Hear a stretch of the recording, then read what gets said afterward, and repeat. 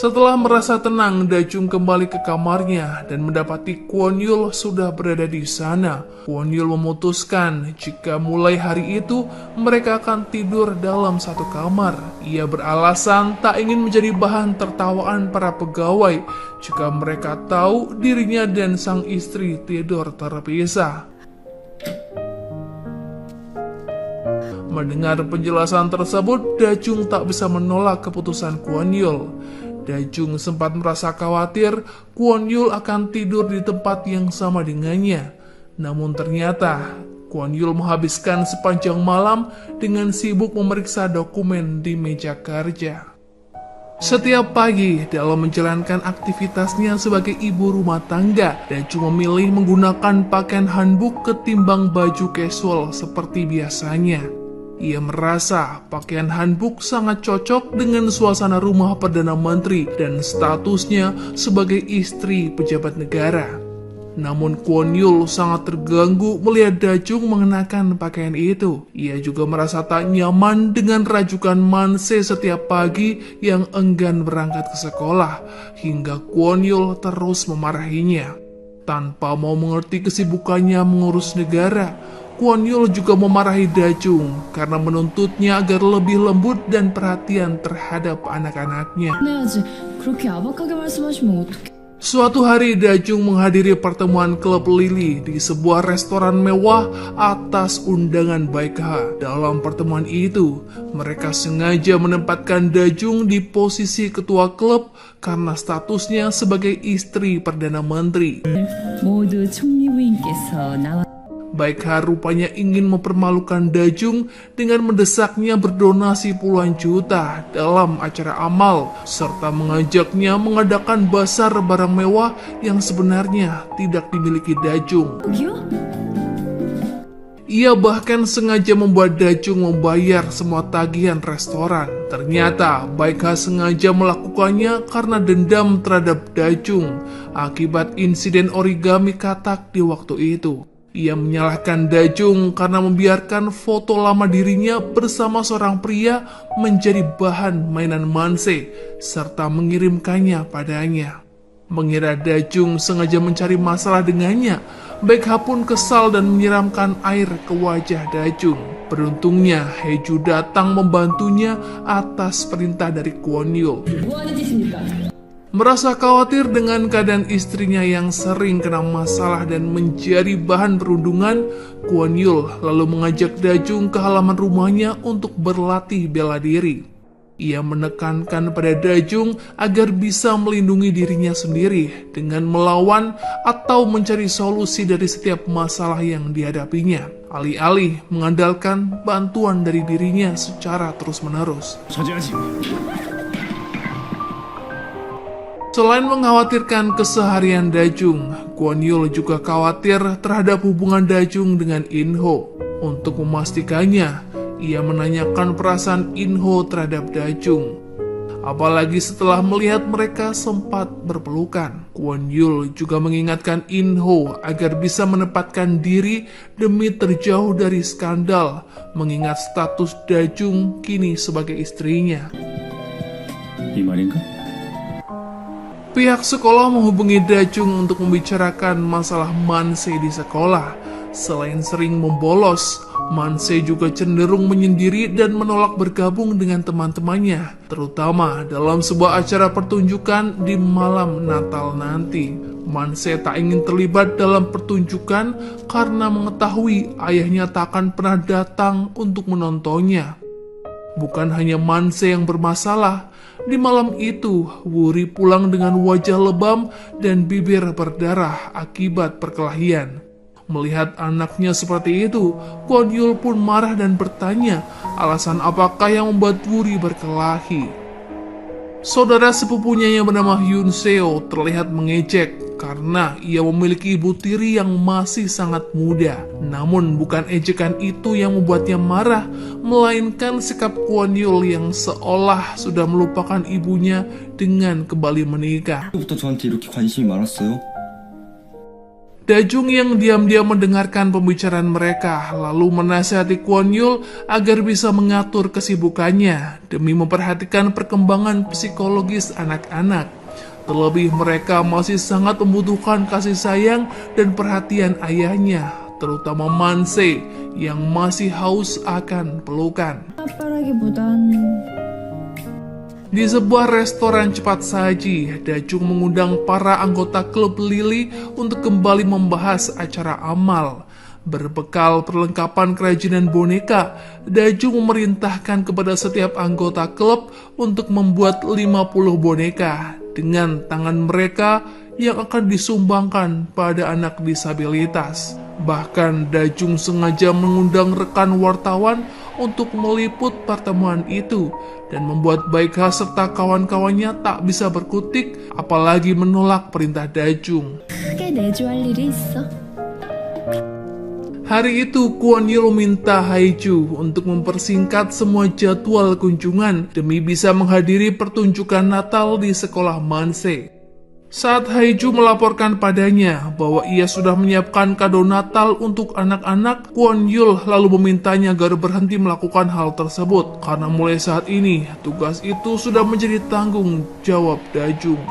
Semua orang sudah siap berangkat ke acara pertunjukan Man-se, namun Kwon Yul terhalang karena tiba-tiba ada kunjungan presiden ke kantornya. Wuri dan Nara bahkan berani bertaruh apakah ayahnya benar akan hadir dalam acara tersebut.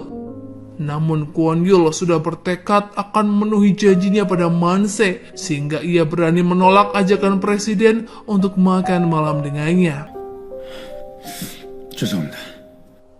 Terjebak dalam kemacetan panjang, Dajung kesal pada Kwon Yul karena tak memanfaatkan fasilitas negara dengan memblokir jalanan. Kwon Yul beralasan fasilitas itu hanya digunakan untuk sesuatu hal yang penting, bukan untuk acara keluarga.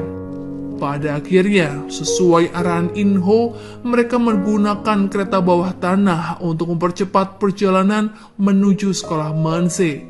Dan kehadiran mereka pun menjadi pusat perhatian masyarakat. Acara pertunjukan di sekolah Man-se sudah hampir usai, namun Man-se belum melihat kedatangan Dajung dan ayahnya. Man-se hanya berdiri mematung sembari menangis, alih-alih melakukan gerak tari dan lagu. Setelah melalui perjalanan yang berliku, akhirnya Kwon Yul dan Dajung berhasil tiba di sekolah sebelum pertunjukan usai. Semua anggota keluarga merasa lega dan gembira karena ayah mereka berhasil menepati janji. Malam Natal itu menjadi malam Natal pertama Dajung bersama keluarga barunya. Bukan hanya untuk keluarganya, Dajung juga memberikan kado Natal untuk semua pegawai berupa dasi berwarna merah. Man-se sangat senang menerima boneka katak sebagai kado Natalnya. Wuri dan Nara juga menyukai kado Natal mereka, tak terkecuali bibi pengurus rumah yang selalu ketus pada Dajung. Ia pun terlihat gembira menerima kado. Teringat pada cerita In-ho yang kerap bermain catur dengan kakaknya. Sebelum kakaknya sakit, Dajung pun memberikan kado berupa papan catur pada In-ho. Kwon Yul sebagai kepala keluarga melakukan protes pada Dajung karena hanya ia seorang yang belum mendapatkan kado. Rupanya Dajung sudah menyiapkan kado Natal berupa buku dongeng yang akan dibacakannya untuk mengantar Kwon Yul tidur. Ia rupanya menyadari Kwon Yul selalu sibuk pada pekerjaannya di setiap malam. Dajung berkesimpulan suaminya mengalami insomnia. Ia pun berinisiatif membacakan dongeng untuk membantu suaminya tertidur. Dajung membacakan buku berjudul 1001 Malam bersama Kwon Yul yang berbaring di sampingnya. Belum juga Kwon Yul terbawa rasa kantuk, Dajung malah sudah terlebih dulu lelap dalam tidur. Kwon Yul merasa geli dengan tingkah Dajung yang terkadang lucu dan menyebalkan. Ia pun membantu Dajung membetulkan posisi tidurnya hingga nyaman yang berujung pada kesalahpahaman dan perdebatan. Pagi itu Junki melihat salju turun dengan lebat menutupi seluruh permukaan yang membuatnya teringat pada Haeju. Pada malam Natal mereka tak sengaja bertemu dan berbincang dengan santai satu sama lain tanpa beban perasaan seperti biasanya. Meski selalu menjauhinya, namun Junki meminta pada Haeju agar tidak lagi membenci karena Junki tak bisa menyingkirkan Haeju dari hatinya meskipun Haeju selalu mengabaikan perasaannya. Tanpa sepengetahuan Perdana Menteri, Junki mengadakan pertemuan dengan beberapa anggota menteri untuk menggagalkan rapat kabinet yang seharusnya digelar di hari itu. Ia rupanya ingin mempermalukan Kwon Yul sebagai pimpinan rapat sehingga menurunkan kredibilitasnya di mata publik. Mengingat rapat kabinet selalu dihadiri oleh wartawan dari seluruh negeri. Sementara itu, kantor Perdana Menteri tengah dilanda panik dengan banyaknya kursi menteri yang kosong pada rapat. Mereka berusaha menyelesaikan masalah itu sebelum kehadiran Perdana Menteri. Inho pun menghubungi Dajung untuk meminta bantuannya dan mengulur waktu bagi Kwon Yul sebelum pergi. Dalam usahanya mengulur waktu bagi Kwon Yul, Dajung kembali bertingkah konyol hingga menimbulkan kesalahpahaman di mata bibi pengurus rumah yang tak sengaja melihat keduanya.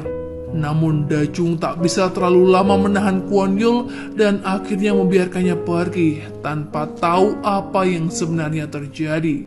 Dajung pun kembali pada aktivitasnya mengurus rumah dan memeriksa anak-anak demi mengerjakan jurnal harian sesuai perintah Kwon Yul. Setelah dikecewakan oleh para bawahannya dengan mempermalukan dirinya di hadapan semua media, Kwon Yul memilih untuk kembali ke rumah dan beristirahat.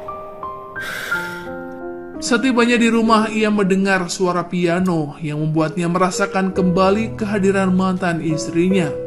Kwon Yul mengikuti suara piano itu dan terkejut ketika melihat Dajung yang sedang memainkannya bersama Nara dan Manse.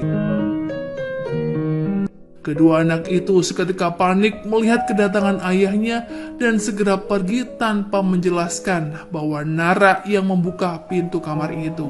Mereka berdua tak ingin kena marah sang ayah karena semenjak kematian istrinya, Kwon Yul melarang siapapun memasuki ruangan tersebut dan menguncinya dengan rapat.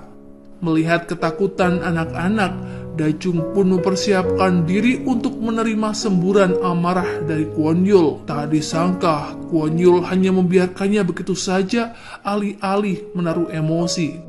Melihat Dajung memainkan piano bersama anak-anak mereka, Kwon Yul seperti melihat mendiang mantan istri berada di sana dan tersenyum padanya. Setelah mengetahui hari berat yang dilalui oleh Kwon Yul, Dajung mengajak suaminya pergi minum bersama untuk menghiburnya. Bersama para pengawal, mereka pergi ke kedai minum rumahan, tempat biasa yang dikunjungi Dajung. Merasa Dajung sudah banyak berbuat baik padanya dan anak-anak, Kwon Yul bertanya pada Dajung apa yang bisa ia lakukan untuk membalas semua kebaikan itu. Dajung hanya menginginkan agar Kwon Yul berhenti menyuruhnya untuk mengerjakan jurnal harian. Di tengah obrolan mereka, Dajung melihat rekan wartawan dari Skandal News sedang berada di tempat yang sama. Mereka pun bergegas menyelinap pergi, namun para wartawan itu menyadari keberadaan mereka dan bergegas mengejar keduanya. Aksi kejar-kejaran pun terjadi yang membuat Kwon Yul menggandeng tangan Dajung sepanjang pelarian untuk melepaskan diri dari wartawan. Di malam itu, pertama kalinya Dajung melihat senyum Kwon Yul dan ia meminta Kwon Yul untuk lebih sering tersenyum ketimbang bertingkah serius dan otoriter.